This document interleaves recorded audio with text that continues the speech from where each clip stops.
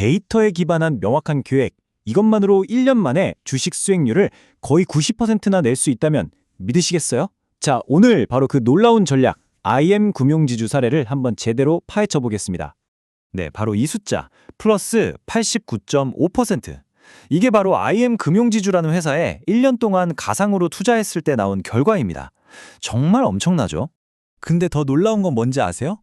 이 수익률이 원래 계획했던 투자금의 딱 절반만 써서 나왔다는 거예요. 아니 도대체 어떻게 이게 가능했을까요? 그 답을 찾으려면 이 전략을 처음 설계했던 계획 단계부터 들여다봐야 합니다.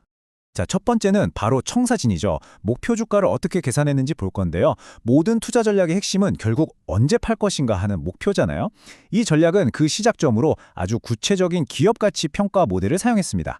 SRE임 우리말로는 초과 이익 모형이라고 하는데요.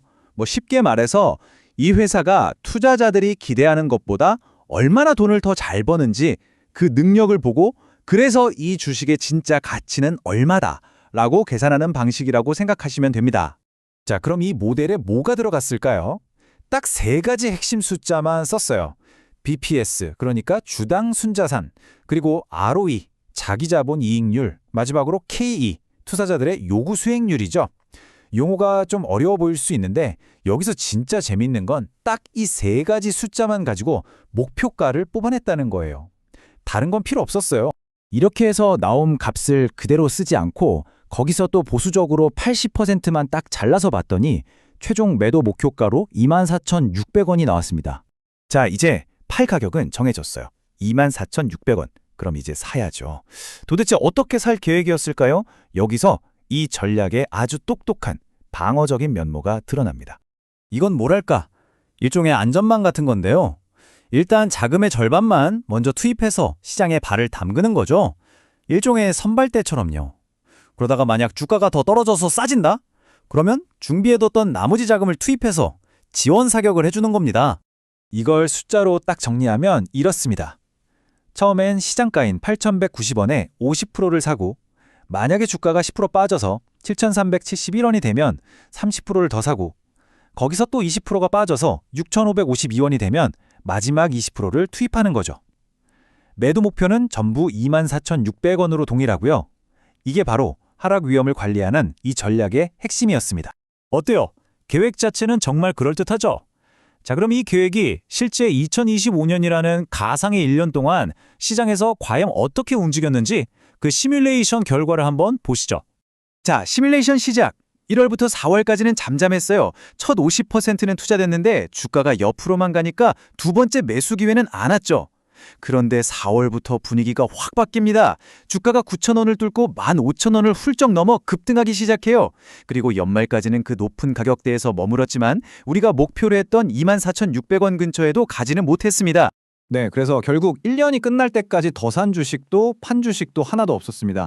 그냥 처음에 샀던 그 50% 물량만 그대로 들고 있었던 거예요. 자, 그럼 이 절반만 실행된 계획, 그 최종 성적표는 과연 어땠을까요? 한번 열어보겠습니다. 결과를 보면 사용한 자금은 계획의 딱 50%, 1000매수만 됐으니까요. 평균 매수 단가는 8,190원이었는데 1년 뒤 연말에 보니까 주가가 15,520원이 되어 있었습니다. 이걸 수익률로 계산해 보니까 무려 플러스 89.5%. 물론 팔지 않았으니까 미실현 수익이지만 어쨌든 거의 90%에 가까운 수익을 기록한 거죠. 근데 사실 수익률보다 더 인상적인 건 이 숫자예요. 마이너스 0.49%. 이게 뭐냐면 MDD, 즉 최대 낙폭이라는 건데 쉽게 말해 내가 사고 나서 주가가 제일 많이 빠졌을 때가 고작 0.5%도 안 됐다는 거예요. 그러니까 거의 속 썩을 일이 없었다는 거죠. 정말 안정적이었죠. 자, 그럼 여기서 질문. 이렇게 숫자가 좋은데 이 전략은 완벽한 성공이라고 할 수 있을까요? 글쎄요. 꼭 그렇지만은 않습니다. 파고 들어가 보면 결정적인 결함이 있었어요. 이 엄청난 수익률의 가장 큰 성공 요인은 사실 운이었습니다. 하필이면 1월 2일에 처음 주식을 산 그 시점이 그해 전체를 통틀어 가장 싼 가격이었던 거예요. 그야말로 완벽한 타이밍이었죠. 정리해보면 이렇습니다. 잘된 점은 진입 전략이에요. 주가가 더 떨어질 걸 대비한 분할 매수 계획 덕분에 운 좋게 최저점에서 시장에 발을 들일 수 있었죠. 반면에 잘못된 점은 매도 목표였습니다. SIRM이라는 모델로 계산한 목표가는 너무 이상적이었어요. 이 업종이 보통 저평가받는다는 시장의 현실을 전혀 반영하지 못했던 거죠. 그럼 어떻게 했어야 할까요?